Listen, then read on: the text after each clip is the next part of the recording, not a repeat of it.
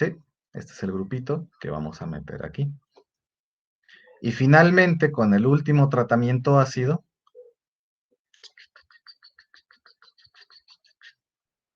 1, 2, 3, 4, 5, 6.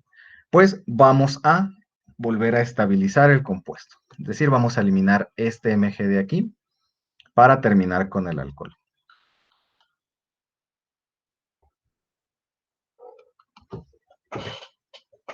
Por eso les dije que era medio trampa, porque no habíamos visto esta parte de cómo meterle estos grupos al kilo a los aldehídos y las cetonas.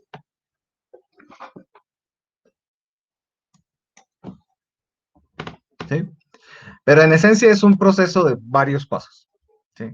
En el primero, y si se fijan, cada que usamos el reactivo de Grignard terminamos rompiendo el doble enlace del carbonilo. Por eso conviene recuperarlo antes de volverle a meter el segundo, porque si no, ya podríamos derivar en no tener este alcohol al final. ¿Sí? Porque en el tratamiento ácido se podría terminar yendo. O podría ni siquiera terminarse de agregar adecuadamente el grupo alquilo. Por eso entonces primero volvemos a formar el carbonilo con un proceso de oxidación y luego repetimos el reactivo de Grignard. Lo curioso, digo, ya no lo aborda este problema, pero lo curioso es que en la vida real, pues aquí lo ven como 5 pasitos así en papel, pero en la vida real, pues de seguro hay pasos de purificación y extracción. Es decir, antes de pasar a agregar el segundo reactivo de Grignard o inclusive antes de eso, para poder pasar a la oxidación y recuperar el doble enlace con el carbonilo para que ahora sea una acetona, pues va a tener que haber una etapa de recuperación y purificación.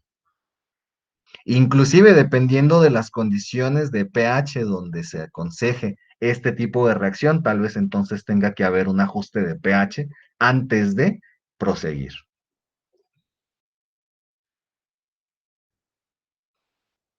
O inclusive un cambio de solvente, por lo que habíamos visto de que luego muchas de estas reacciones se necesitan llevar a cabo en solventes orgánicos. ¿Vale? ¿Les ayudó esa explicación? ¿O simplemente los dejé con más dudas?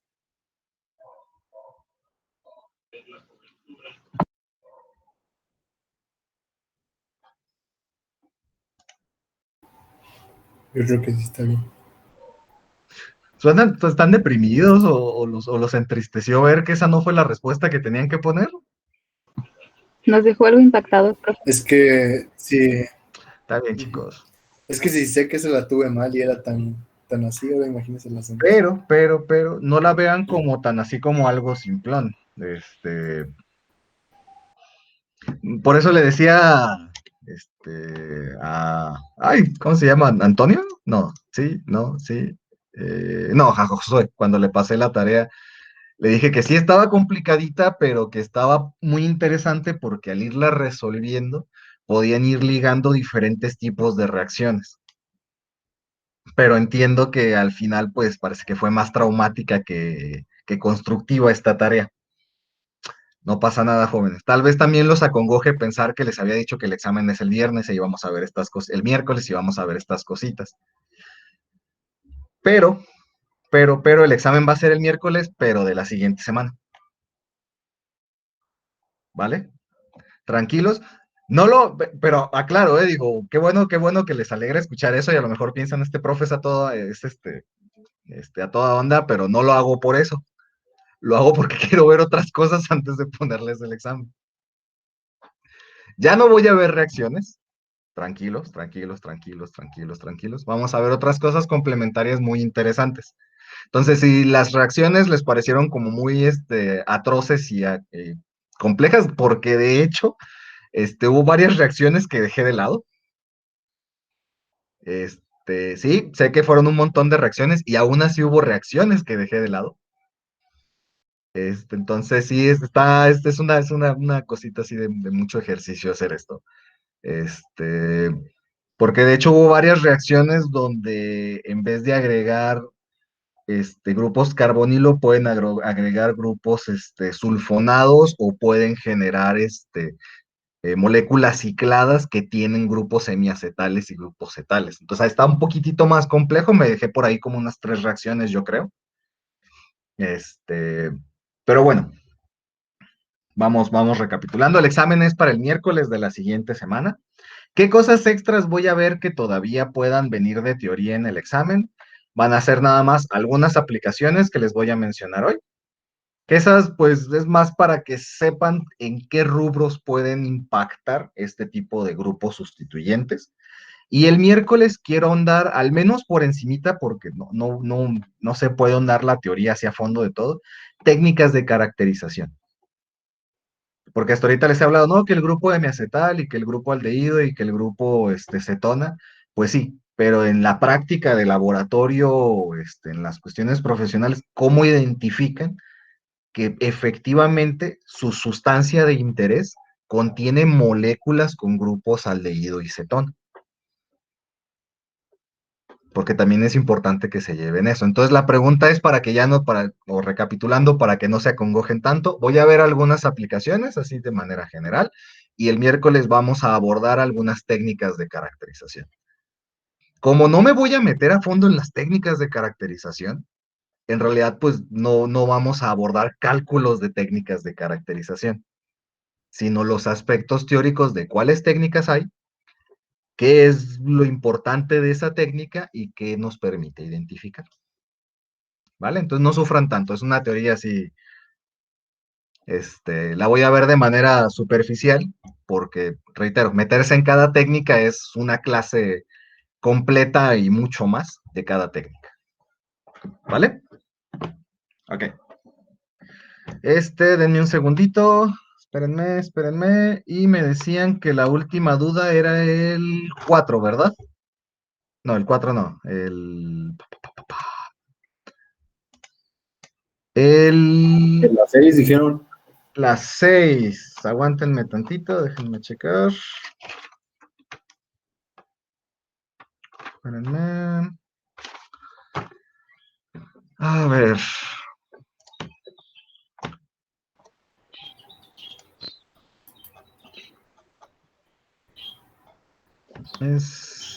¿Cuál es? Es esta. Sí, las 5 y las 6 también están mañosonas, pero por eso les puse ahí como unas notitas para ver si les ayudaba. Sobre ciertos pasos que no vimos en la clase porque no son específicos de aldehídos y cetonas, pero son de alquenos o de alcoholes. Entonces, por eso les puse ahí unas notitas de esto. En realidad, pues esta reacción atañe a este tipo de sustituyente. ¿Sí? Espérenme.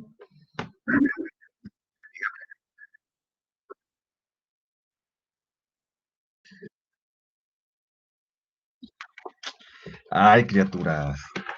No pasa nada. Déjenme,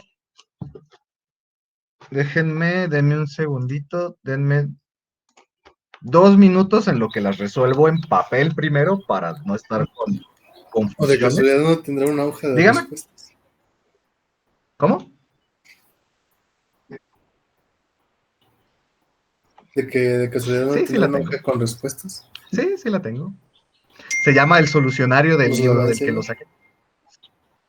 Mm, Está bien, Nos está la bien. pasa. Mira, aquí no. Mm, Yo me metí intenté entrar al link que dejó ahí en la presentación, pero no me funcionó.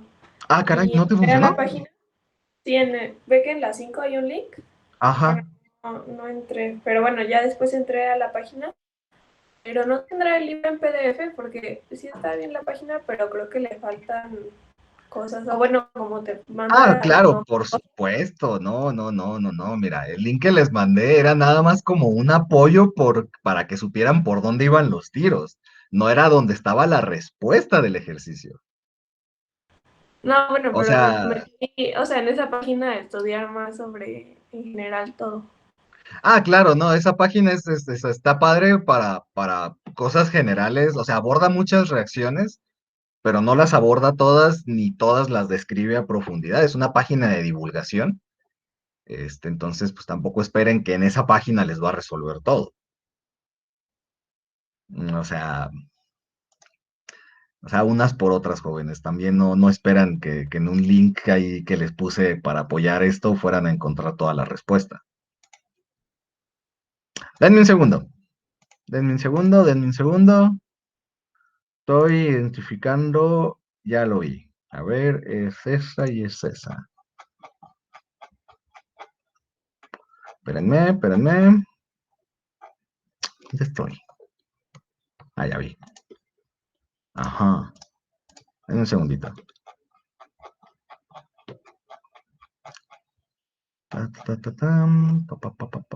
Aquí está. A ver, ¿es este? 4, 3, 4, sí. Dígame. Profe, No, esta no se las dejé.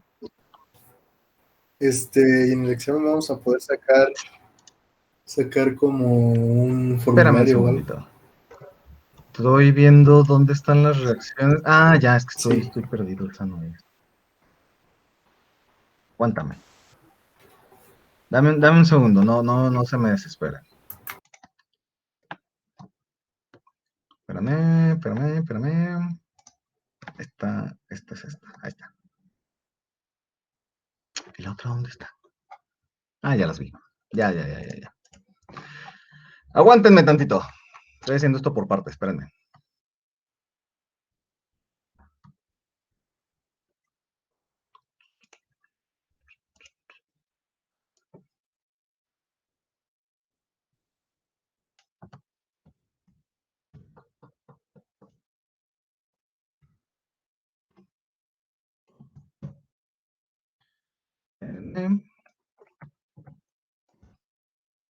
Tal vez estén preguntando por qué tanto misterio, porque no les voy a mostrar el libro de donde saqué los ejercicios. Ya sabemos que ese libro no existe, son los papás. No, claro que sí existe. Mira, espérame. Pues sí, podrían decir que son los papás de la ciencia, pero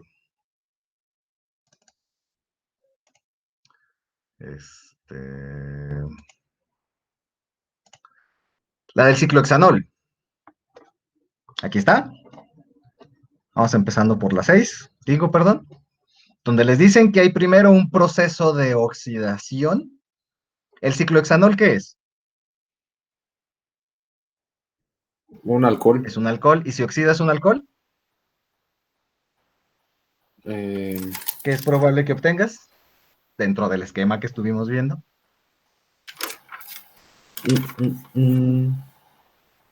una, Una acetona. Pues una aldehído. acetona o Y un luego aldehído, este ¿no? paso de aquí, ¿qué es? Este que tiene el MGI. Es un reactivo de Grignard. Le vas a meter un CH3 a tu aldehído acetona que formaste. Y vas a hacer un alcohol. Y luego esto es un tratamiento ácido para alcoholes. Ahí hay una reacción en específico que te va a formar si no me acuerdo mal, un alqueno. Y luego tienes la oxidación de alqueno por ozonólisis, lo que te puede formar tu aldehído acetona. Y finalmente, si lo que formaste es una acetona, que es lo más probable, perdón, aldehído, que es lo más probable por tu ozonólisis, pues al final, ¿este reactivo qué es?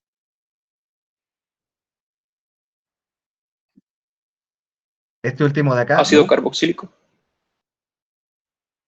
Tiene plata, ¿a qué le suena? A toles. ¿Toles? O sea, la oxidación de su aldehído a un ácido carboxílico. Y aquí está el proceso. Parten de un alcohol, lo oxidan a una acetona ¿cómo se llama? Por la posición del alcohol, pues lo que van a formar es una acetona. Cuando ustedes le metan el metilo por reactivo de Grignard, lo que van a hacer es que se lo van a meter al carbono, que está aquí, y el carbonilo se vuelve un alcohol.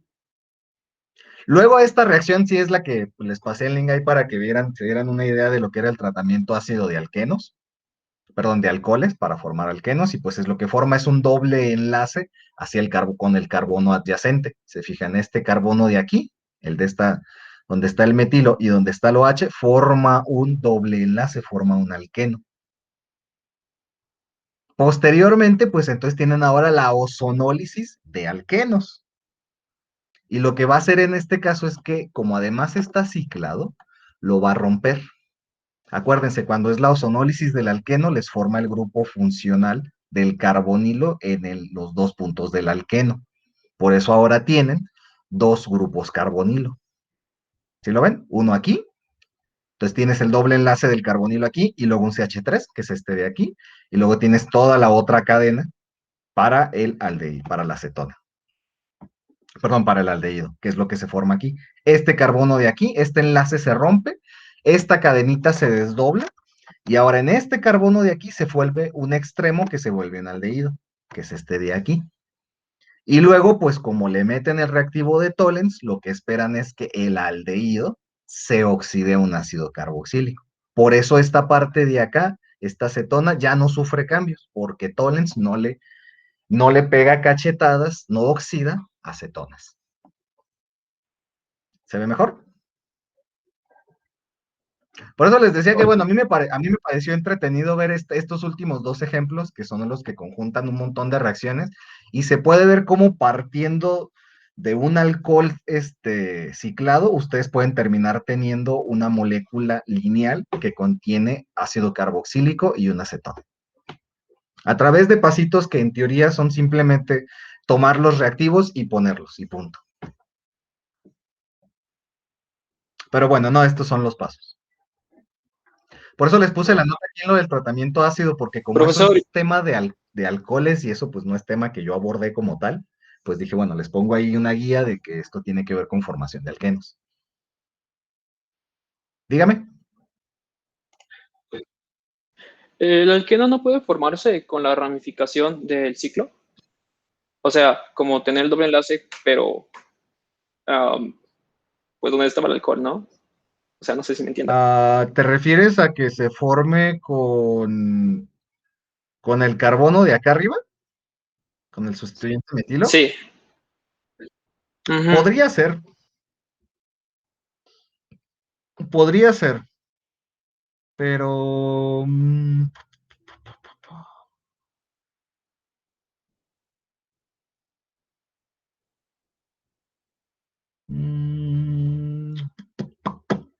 podría ser, pero tendría que meterme a ver el mecanismo de esta reducción de alcoholes para ver las reglas que determinan hacia dónde se va para dónde se forma el doble enlace.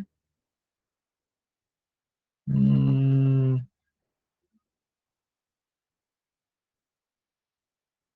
les diría que lo checo, pero como ese fue tema del semestre pasado, yo me lo puedo así deslindar, así de, no, con la mano en la cintura. Pero es una posibilidad. Mm, te digo, ahí habría que ver energéticamente cuál es el más favorable. Luego hay ciertas reglas también que determinan hacia dónde se forman los enlaces de los alquenos. Y tienen que ver con la cantidad de hidrógenos sustituyentes.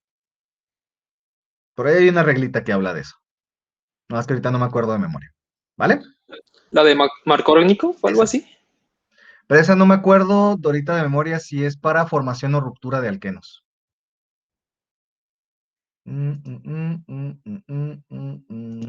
Espérenme.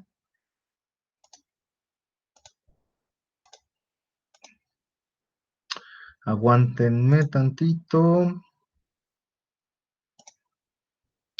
Y la última reacción era esta.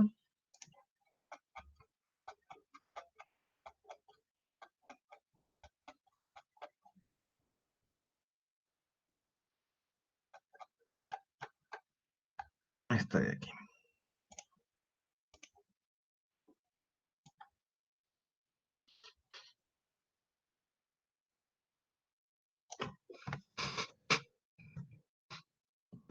Aguántenme tantito.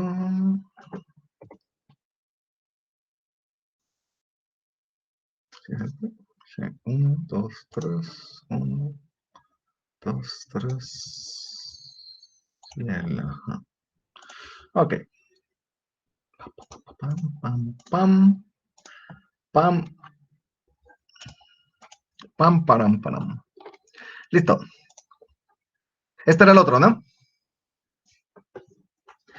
¿Qué indica esto de aquí? PCC. PCC en un Es solvente el, orgánico. ¿Es una? ¿Es una qué? ¿Es una oxidación? Es una oxidación. Y como tenemos un alcohol primario, ¿qué es lo que vamos a obtener? Que de Un hecho aldehído. favorece este tipo de reactivos. ¿Una qué? Un aldehído. Un aldehído. Y luego esto de aquí, ¿qué es?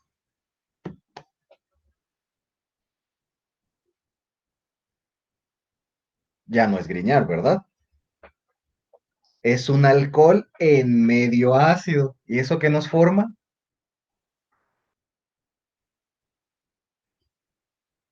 Un hemiacetal. Forma un, no, te vas al siguiente paso. Hemiacetal es si fuera solo el alcohol, pero como estás en medio ácido, lo más probable es que te brinques hasta la siguiente, que es el grupo cetaloacetal. Por eso hacen este énfasis de que es en medio ácido. Acuérdense, siempre que vean HA es medio ácido. ¿Vale? Y luego esta es la reacción que no sabemos qué onda porque no atañe como tal aldehídos y cetonas, sino alquenos. Y este es un agente oxidante, el permanganato de potasio. Lo curioso es que si lo hubieran googleado como tal, permanganato de potasio frío y diluido, es una reacción específicamente descrita. O sea, ¿por qué? Porque hay una oxidación que es cuando está frío y diluido y hay otra que es cuando está concentrado y caliente y les dan resultados diferentes para la oxidación. ¿Vale? Y finalmente tenemos un proceso de hidrólisis en medio ácido.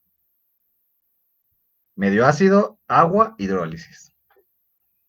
Y si suponemos que que este paso no me descompone el grupo cetalo-acetal, ¿qué pasa cuando le hacemos la hidrólisis en medio ácido a un grupo cetalo-acetal? Le quitamos los alcoholes, es decir, los revertimos hacia aldehído o cetón. Y por eso el producto final es un gliceraldehído. Y así se ve. Oxidan el alcohol hasta formar el aldehído. Le meten alcohol en medio ácido al aldehído para formar el grupo cetal. Acuérdense, hay un sustituyente R, hay un sustituyente H, que aquí no se ve, pero se asume, y hay dos sustituyentes ORs. Luego, esto tiene que ver, como les ponía, con los alquenos, pues oxidas el enlace del alqueno para formar un alcohol. Y esta reacción, así en específico, si la buscan, permanganato de potasio frío y diluido, es para formar alcoholes vecinales. Por eso esto es lo que tuvieron que haber buscado, por eso les puse nota. Este paso específico atañe alquenos. Y finalmente, como tienen su grupo acetal, pues le hacen la hidrólisis en medio ácido y lo regresan hasta el aldehído. Pero este último paso ya no se mete con los alcoholes vecinales, sino que se mete únicamente con el grupo acetal. Y lo vuelve aldehído. ¿Sí?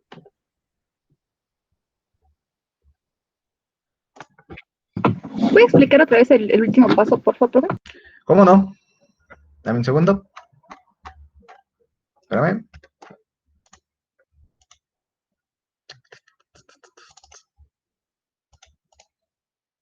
Este paso de aquí.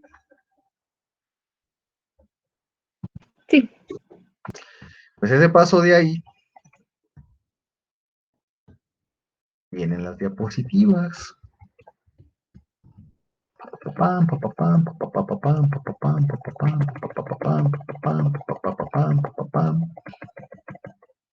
La hidrólisis de los acetales,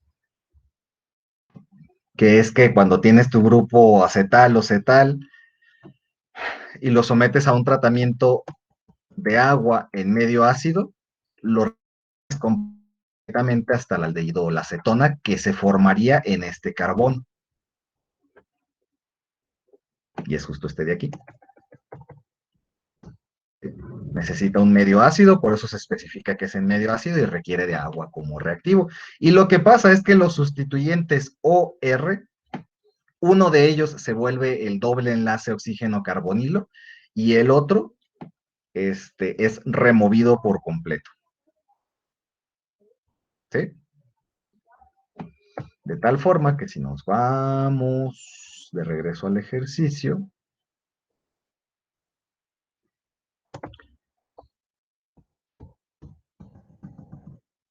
de aquí, este grupo OR, pues, desaparece y se vuelve un doble enlace con oxígeno, y este grupo OR desaparece por completo, y como partíamos de que el último sustituyente de aquí, de este carbono, era un hidrógeno, que no se ve porque se asume por la estructura de líneas, pues va a quedar como un aldehído. Y de hecho el mismo problema al final les decía que el producto final era grisaldehído, entonces si buscaban la molécula, pues ya sabían de dónde tenía que partir lo anterior, tomando en cuenta este proceso específico de aquí. ¿Vale? Entonces, oxidación, adición de alcohol en medio ácido, oxidación de alqueno, hidrólisis en medio ácido. Esos serían los nombres de los pasos. Oxidación de alcohol a aldehído o cetona, adición de alcohol en medio ácido, que te va a formar un grupo cetal o acetal.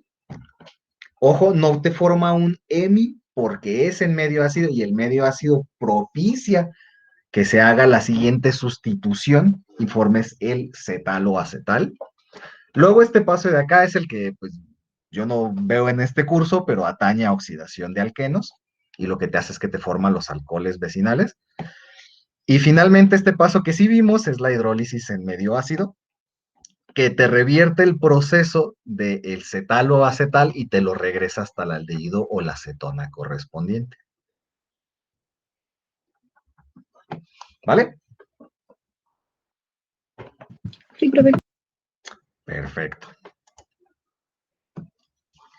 Y bueno, espero no ocasionar demasiadas lágrimas con esta revisión de hoy. Más o menos. Bueno, unas poquitas lágrimas siempre caen bien al inicio del semestre. Profe, Dígame. yo también tenía otra duda, pero era con el inciso F, pero de la parte 2. Era de la reacción de Wittig, pero me quedé un poco de duda porque pensé que le faltaba un hidrógeno al reactivo, No, pero sí, esa pregunta sí me la hicieron y en realidad, aguántame. o se Puedo- forma el alqueno, pero se queda con el par libre. Espérame. El mecanismo está un poquito menos fácil, pero,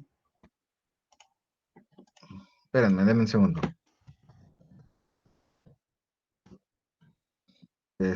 Aguántenme tantito.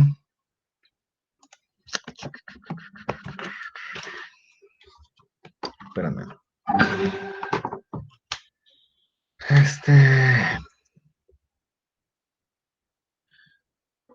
Me distraje, perdón. Ahí está.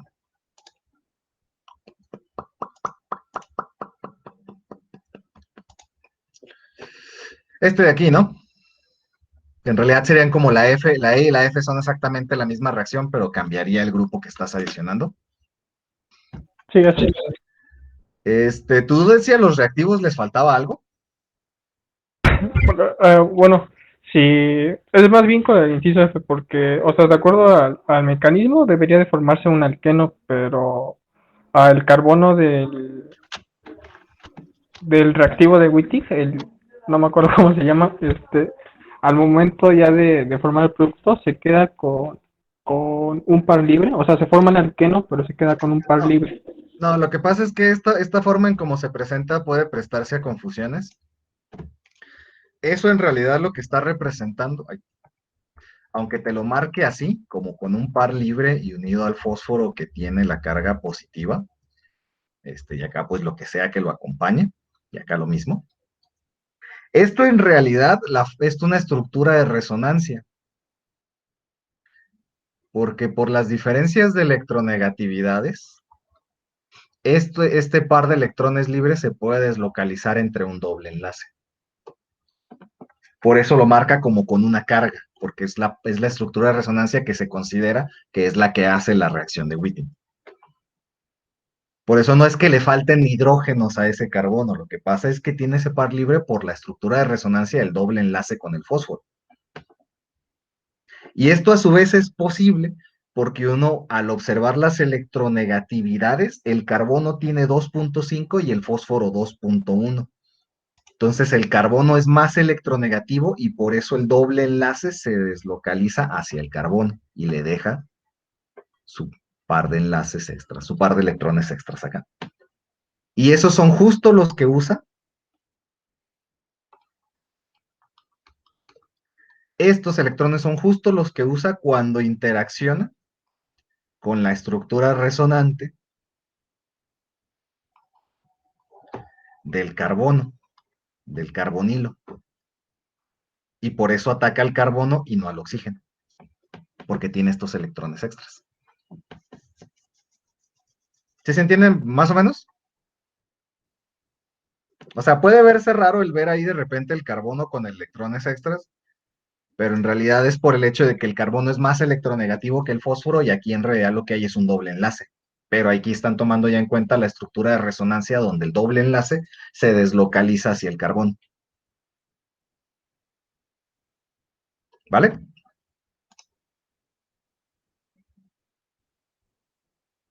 Y justo esos electrones son los que usa para formar un enlace sencillo con el carbono y el carbonilo, no uno doble. ¿Ocas? Sí. Perfecto. No se preocupen, jóvenes, si quieren les dejo más ejercicios de eso. Pero para ya no sufrir yo tanto con tener que revisar tantísimos ejercicios, tal vez se los deje para que si los quieren hacer, los hagan en preparación para su examen. Es decir, ya no les van a aportar calificación, pero les pueden servir de guía para reforzar estas cositas que quedaron. Sí, profe. Por favor. Vale, déjenme buscar unos ejercicios y se los paso mañana, yo creo. Sí, y con respuestas.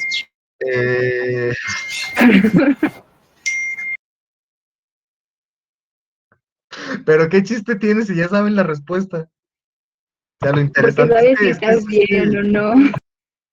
no sean mentirosos, jóvenes. Uno cuando pide el solucionario no es para pensar en la respuesta, es para verla directo y hacerlo al revés, ver la respuesta y tratar de deducirla. Así no funciona. O sea, me verán así, ya más betarro que ustedes, pero yo también hacía las mismas cuando estaba en la universidad, ¿no? Cuando me iba caminando 20 kilómetros cargando baldes de agua, ya saben, las clásicas historias de maestros de antaño. Déjenme, es que sí se los puedo pasar con respuesta, porque nada me cuesta hacer el copy-paste del mismo solucionario y ahí están sus respuestas, ya no sufro. Pero ya veremos, déjenme pensar. ¿Vale?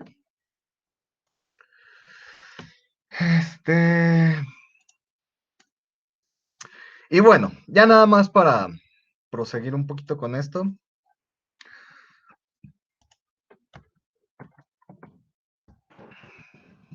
Lámina de transición. Y vamos a ver algunas aplicaciones. Algunas ya las vimos, entonces esto vamos a tomarlo más a la ligera para más bien ampliarles un poquito el panorama, porque hay unas cositas bien interesantes donde ustedes como futuros ingenieros en biomédica pueden aportar mucho. ¿Vale? Entonces, bueno, algunas aplicaciones de los aldehídos. ¿Cetona? Dígame. Algunas aplicaciones de aldehídos y cetonas, ¿verdad? Es que vi que puso láminas de transición. Y ahora tienes que estar viendo algunas aplicaciones. Órale. ¿Ya? Vamos. Perfecto. Bueno, como vimos, una de las aplicaciones como más clásicas o alguna aplicación muy antigua del formaldehído para hacer en específico, pues es la preservación de especies con el formol. Y esto pues ya vimos un ejemplo, ¿no? Cuando hablábamos al inicio de estas cositas. Entonces lo que permite preservar este tipo de especímenes biológicos para futuros análisis o para demostraciones. Lo interesante es preguntarse cómo pasa.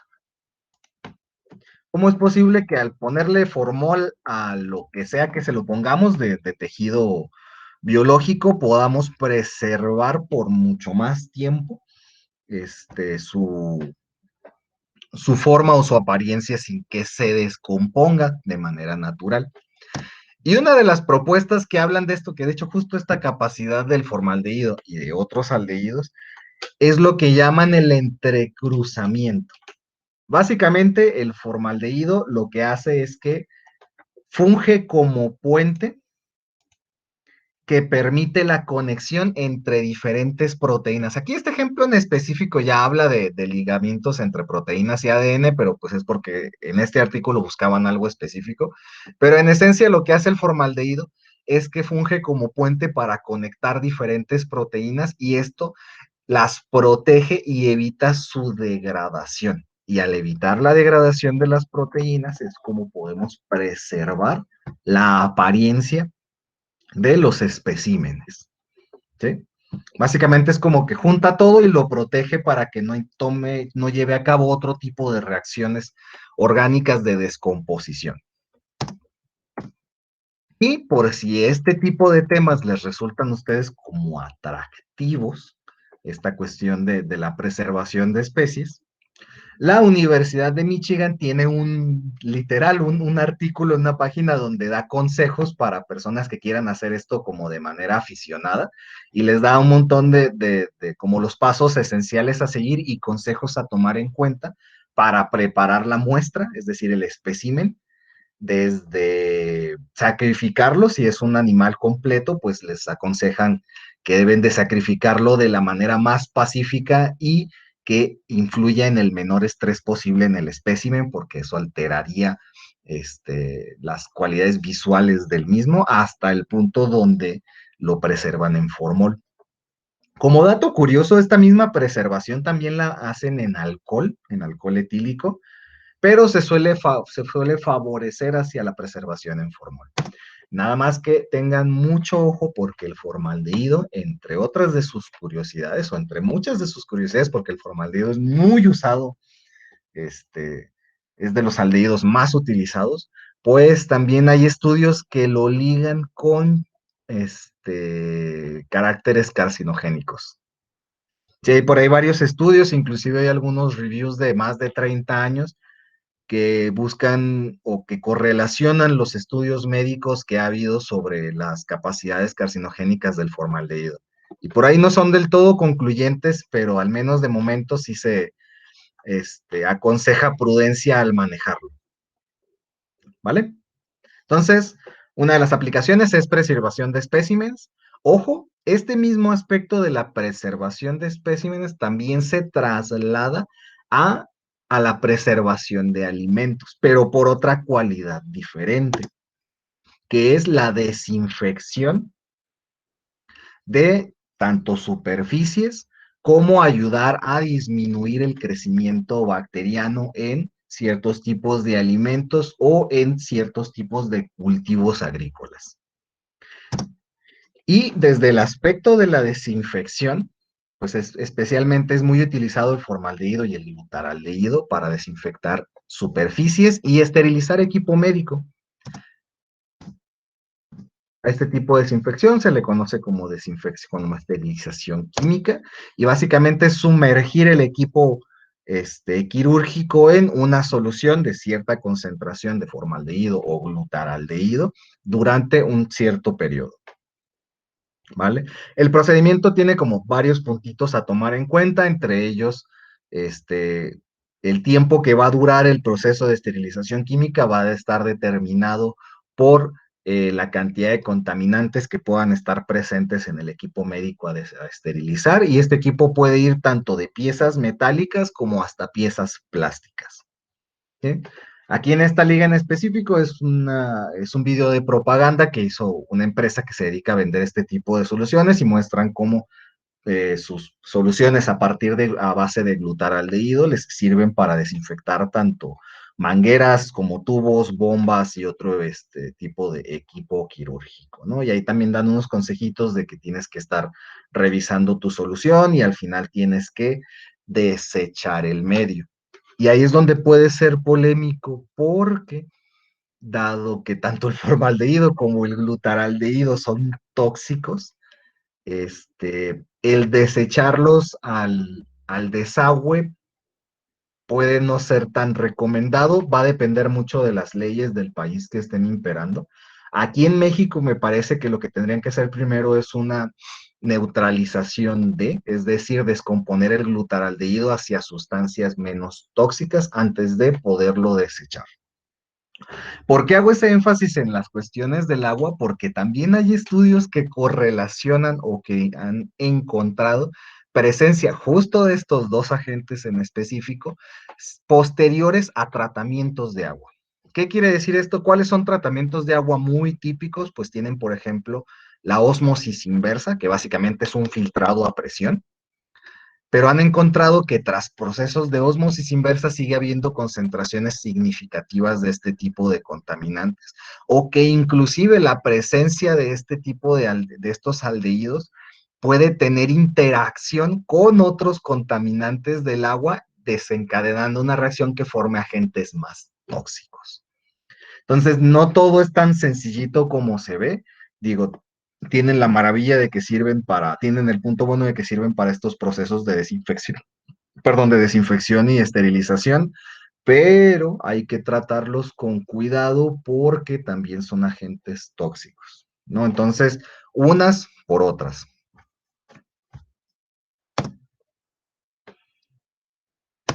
Bueno, vimos también varios de estos ejemplos de cómo debido muy comúnmente la presencia de grupos aromáticos o de sus transformaciones hacia ácidos carboxílicos u otro tipo de grupos carbonilo, hay muchas sustancias que se utilizan para alimentos y para perfumería, es decir, tanto para propiedades tanto para sabor como olor, estas propiedades organolépticas. Hay un montón de moléculas que se usan para eso. Y pues les muestro aquí algunas más comunes, la que le da el sabor a la vainilla, el sabor y el olor de la canela, almendras, acre, anís, la que le da el olor característico al queso gorgonzola, el olor a jazmín, olor a rosas, almizcle, y a un montón de cosas, porque la industria de la perfumería es amplia y de muchísimos años.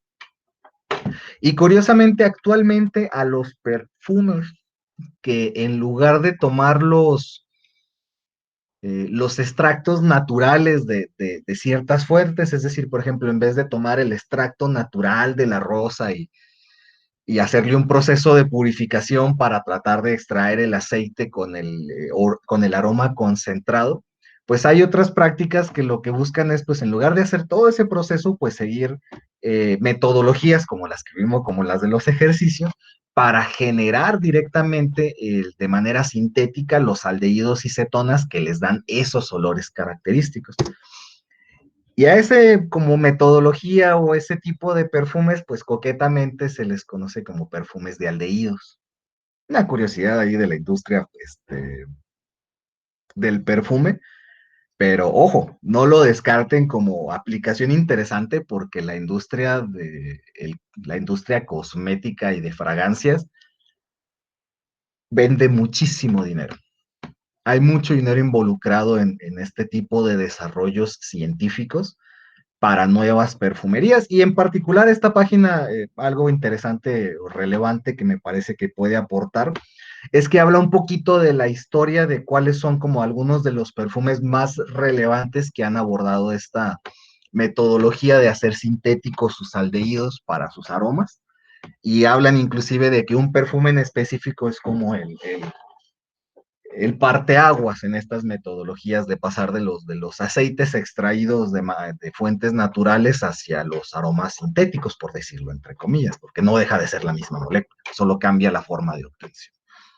No, entonces se los dejo también ahí como referencia por si a alguno le interesase informarse más de este tema, ya sea por hobby, porque le resulta muy atractivo los aspectos de la perfumería y las fragancias, o porque le ve potencial como área de desarrollo, ¿no?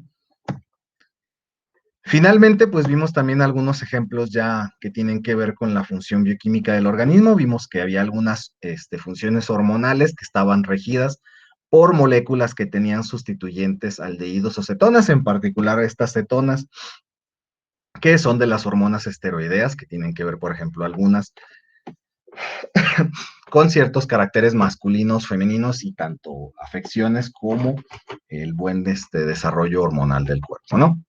Entonces, se fijan, es muy variada las implicaciones o los lugares donde juegan el papel grupos sustituyentes aldehídos y cetonas. Y bueno, no, esos son como algunos ejemplos más enfocados o más puramente enfocados a la práctica de laboratorio, pero pues como parte de su formación no van a enfocarse únicamente al desarrollo o al tratamiento meramente de las sustancias, sino también a aplicaciones directas de materiales que tengan que ver con ciertas cuestiones del cuerpo, ¿no? Y para ellos unas cosas muy interesantes donde se utilizan aldehídos y cetonas es dentro de la fabricación de prótesis vasculares. ¿Dónde en específico? Bueno, este compuesto lo van a haber mencionado mucho junto con el formaldehído, es de los aldehídos más empleados en la industria y es el glutaraldehído. Y es comúnmente utilizado como el fijador para evitar la degradación de las prótesis vasculares una vez insertadas en el cuerpo humano. ¿Se acuerdan lo que les decía de que el formaldehído ayudaba a disminuir o detener la descomposición de las proteínas y demás tejidos?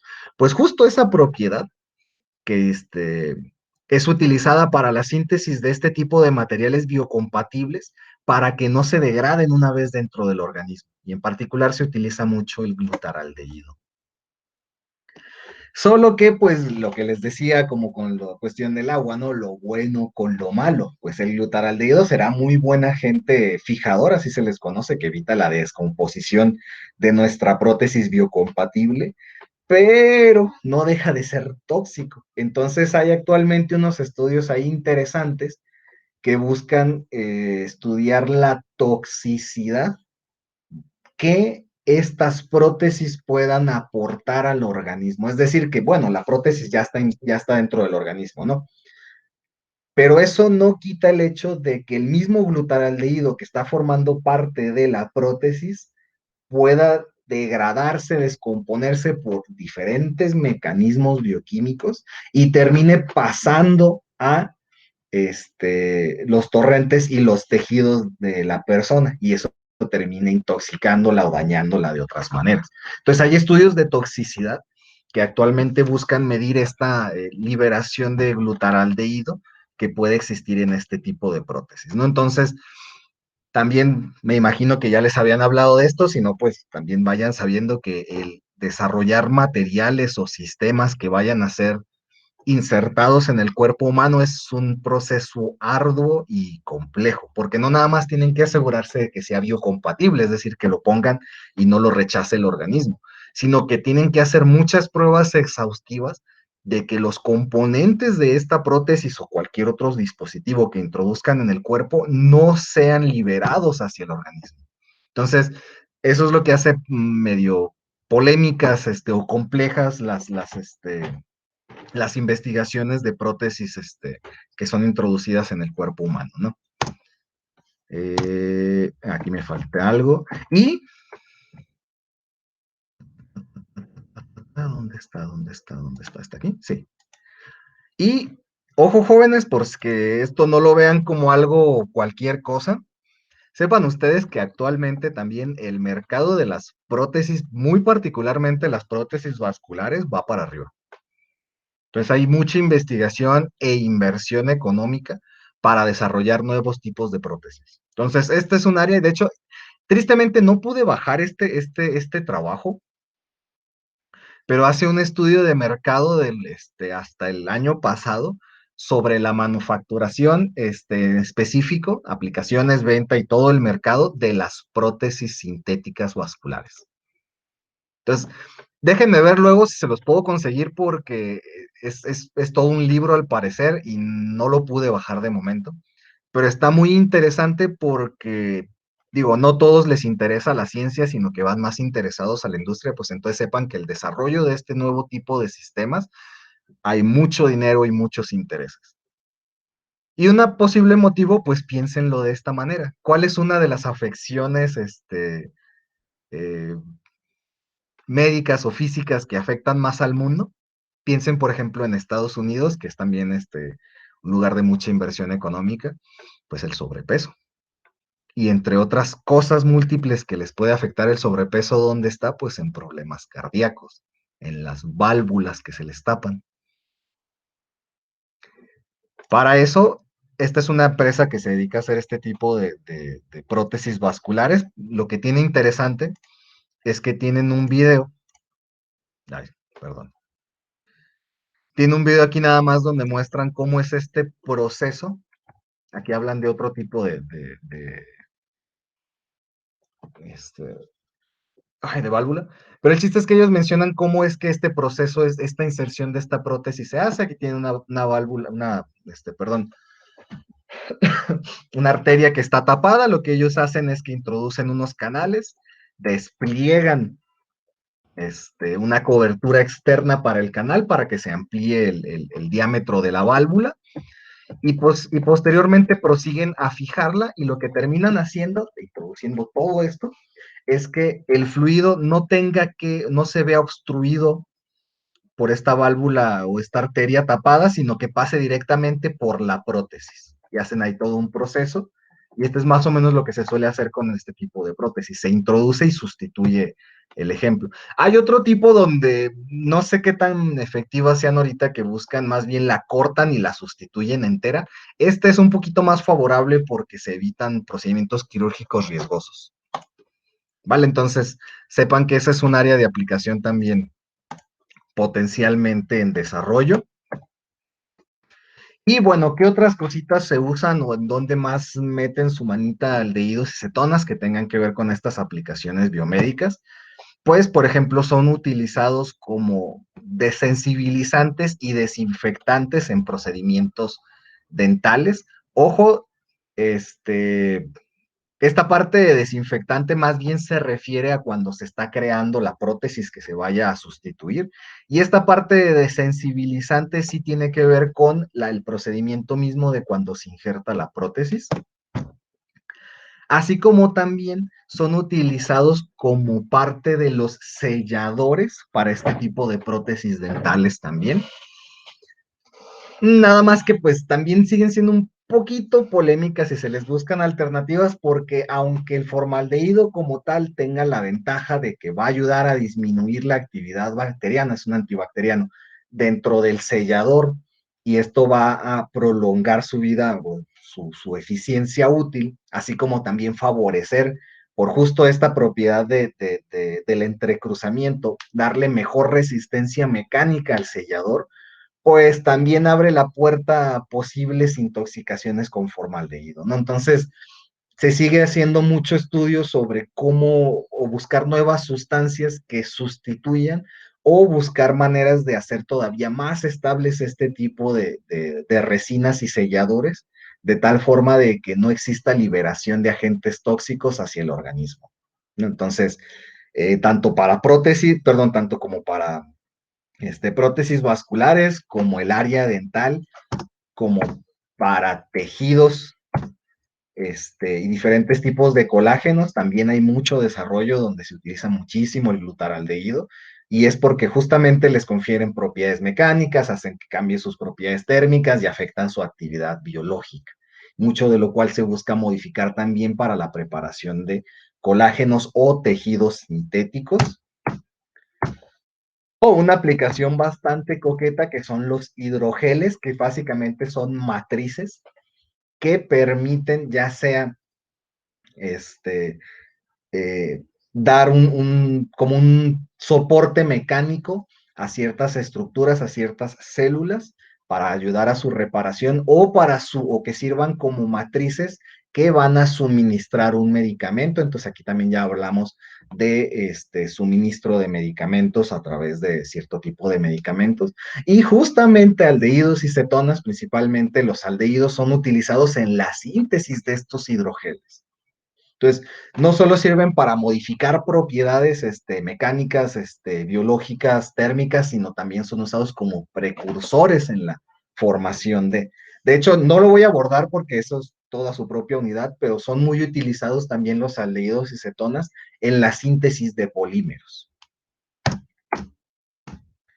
Y finalmente, otro polímero muy utilizado es para las prótesis, porque pues seguramente pues sabían esto, o si no, pues el hecho de que muchas prótesis de antaño, y hasta la fecha muchas se siguen haciendo de metal, pero estas tienen como sus lados buenos y sus lados malos, y es que si no les controlan sus propiedades magnéticas, pues muchas veces esto limita ciertos estudios médicos que no pueden ser llevados a cabo en la persona, como por ejemplo la resonancia magnética, u otro tipo de complicaciones que puedan haber por liberación de ciertos metales hacia el cuerpo. Y por eso se proponen prótesis que sean libres de metal. Pero es difícil lograr una prótesis biocompatible no metálica que tenga las mismas propiedades de resistencia mecánica. Bueno, una propuesta que tiene muchos años utilizándose es un polímero a partir de una acetona, el PEC, y se ha observado que tiene tanto resistencia mecánica como química muy alta, es completamente biocompatible y, por sobre todo, no afecta a diferentes tipos de radiografías.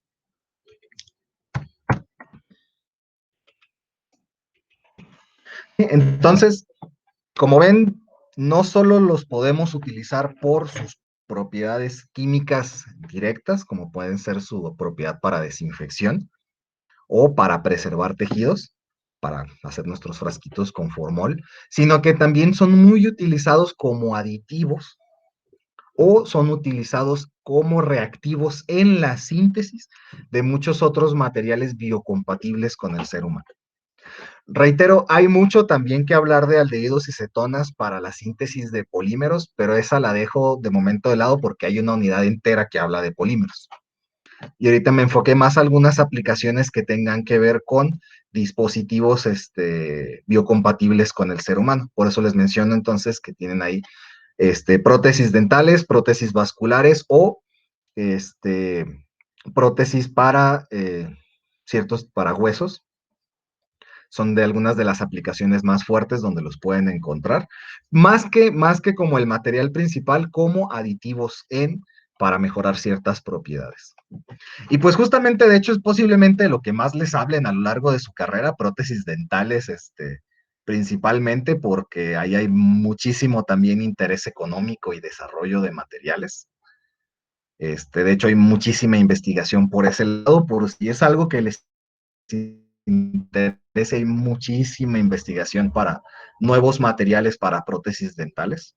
Entonces, también es un área de mucho auge. ¿Vale? Entonces, son algunas de las aplicaciones que de momento creo más relevantes para presentarles. Tal vez la siguiente clase les traiga algunas otras interesantes, porque también hay otras aplicaciones como la que les dejé de tarea la otra vez, que tiene que ver con sensores para ciertos biomarcadores de interés con enfermedades como la diabetes. Entonces también ahí en el área de sensores es una cuestión muy interesante en la que se pueden abordar, pero principalmente en la siguiente clase vamos a hablar de cómo podemos detectarlos. Porque también se puedan preguntar, bueno, entonces detectar los aldehídos y cetonas, pues nada más nos sirve para pues para hacer sensores, ¿no? Y pues la respuesta es no. Por ejemplo, todas estas aplicaciones que les hablé, pues muchas veces se da seguimiento a la adecuada modificación del polímero, la resina o el tejido sintético a partir de técnicas que identifican grupos funcionales. ¿Sí? Porque si parte del trabajo del aldehído o la acetona es introducirse en la matriz de otra molécula o en el esqueleto de otra molécula orgánica más grande o más pequeña, pues tienen que tener alguna manera de corroborar que efectivamente se ha hecho la adición o la sustitución. Y la pregunta es ¿cómo?